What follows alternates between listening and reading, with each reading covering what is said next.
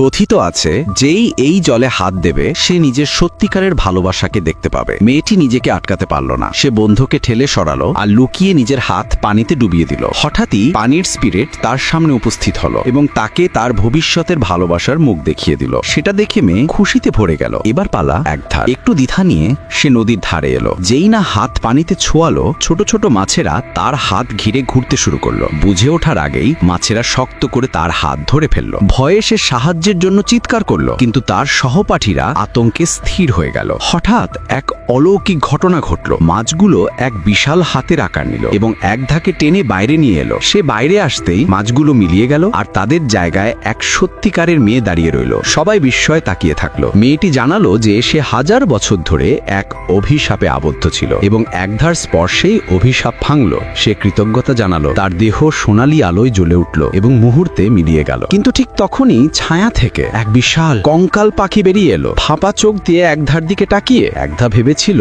ওটা হয়তো আক্রমণ করবে, কিন্তু পাখিটি যেন সাহায্যের জন্য ডাকছিল। সতর্কভাবে একধা হাত বাড়ালো, কিন্তু তার আগেই প্রিন্স বিপদের আভাস পেল। সে ছুটে এসে জাদুকরি তলোয়ার দিয়ে প্রাণীটির বুকে আঘাত করলো।